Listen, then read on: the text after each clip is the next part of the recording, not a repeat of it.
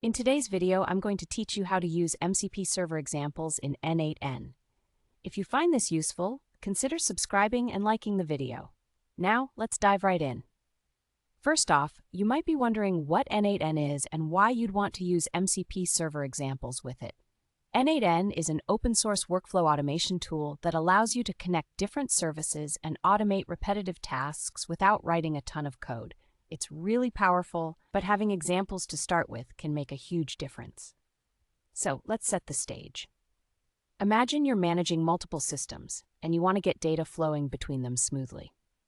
This is where the MCP server, or multi-channel platform server, comes into play.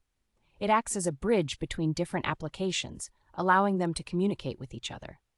Now, combining that with n8n can really streamline your workflows. To get started, first, you will need to have n8n installed. If you haven't installed it yet, I suggest checking out the official n8n documentation for details on how to install it on your machine or server. Once you have n8n running, you're ready to begin. Now let's focus on how to utilize those MCP server examples within n8n.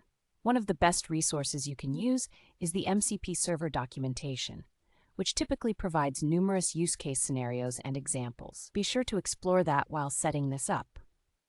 Once you have your examples ready, go into your n8n dashboard.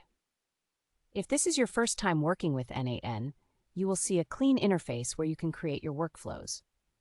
What you'll want to do first is create a new workflow.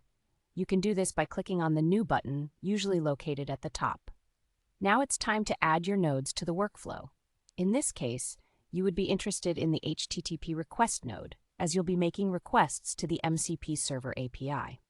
To add a node, just click on the little plus sign on your workspace. In the node selection panel, type HTTP request and drag that node into your workflow.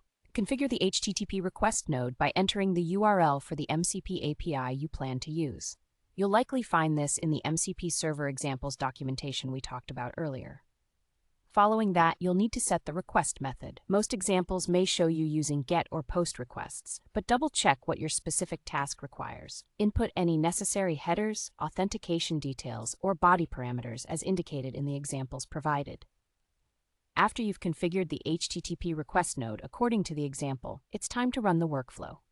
Now, make sure that all nodes are connected properly. You can do this simply by clicking on the circle on the edge of a node and dragging it to the next node. Hit the Execute Workflow button and watch as n8n processes your request. You should see the results from the MCP server appear in your response data. If everything is functioning correctly, congratulations! You've successfully used MCP server examples in n8n. From here, feel free to experiment by adding more nodes or building more complex workflows depending on what your project needs. That's it for today's video on using MCP server examples in n8n. I hope you found this information helpful.